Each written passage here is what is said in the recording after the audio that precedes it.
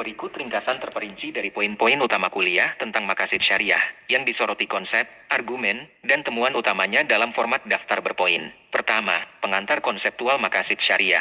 Definisi bahasa, kata maqasid berasal dari kata kasada, mengacu pada tujuan, maksud, atau sasaran yang ingin dicapai. Dalam konteks syariah, ini merujuk pada tujuan yang dikehendaki oleh syariat. Syekh Ahmad Ar-Raisuni mendefinisikannya sebagai sasaran niat dan keinginan dalam ucapan atau perbuatan. Definisi istilah, maqasid syariah adalah hukum-hukum yang disyariatkan Allah agar manusia mendapat petunjuk, meliputi makna, tujuan, dampak, dan hasil taklif yang ingin dicapai dengan penerapan syariat. Kedua, macam-macam maqasid. Maqasid Asy-Syari, ini adalah fokus utama kajian maqasid syariah, merujuk pada maksud Allah dan Rasul-Nya dalam syariat.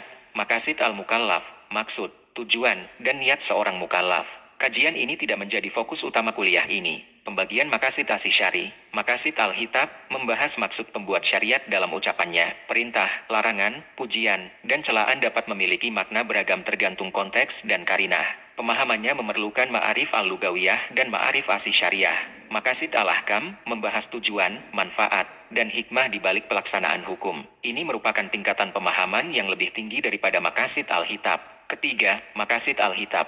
Pentingnya penguasaan bahasa Arab, pemahaman bahasa Arab yang mendalam sangat krusial untuk menghindari kesalahan interpretasi ayat Al-Quran dan hadis. Kuliah ini menekankan perlunya memahami ilmu nahwu, syorof, lugah, dan ilmu-ilmu bahasa Arab lainnya. Integrasi ma'arif al-lugawiyah dan ma'arif Asy-Syariah. Pemahaman maqasid al-hitab membutuhkan integrasi antara pemahaman bahasa Arab dan pemahaman syariat. Contohnya, pemahaman kata akala dalam konteks riba, peringatan terhadap penafsiran yang literal. Penafsiran yang terlalu literal dapat menyesatkan. Contohnya, hadis tentang membunuh orang murtad yang harus dipahami dalam konteks hukum negara, bukan tindakan individu. Contoh ayat Al-Quran sebagai studi kasus maqasid al-hitab. Ayat Al-Quran tentang riba dan larangan memakan bangkai digunakan sebagai contoh bagaimana konteks dan karinah diperlukan untuk memahami maksud ayat.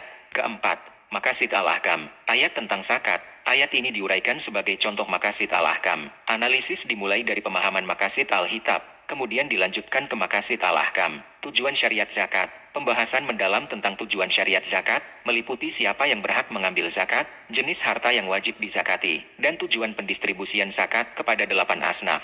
Kelima, kesimpulan, memahami maqasid syariah, khususnya maqasid al-ahkam, membutuhkan pemahaman mendalam tentang maqasid al-hitab dan integrasi ma'arif al-lugawiyah dan ma'arif Asy-Syariah. Hanya pakar fikih yang mumpuni yang dapat memberikan penjelasan yang akurat dan sahih tentang maqasid syariah, menghindari pendapat orang yang tidak memiliki keahlian di bidang fikih. Kuliah ini menekankan pentingnya pemahaman yang mendalam dan bernalar dalam memahami teks-teks agama, dengan menghindari penafsiran yang terlalu literal dan menekankan pentingnya integrasi berbagai disiplin ilmu keagamaan untuk memahami tujuan dan hikmah di balik syariat.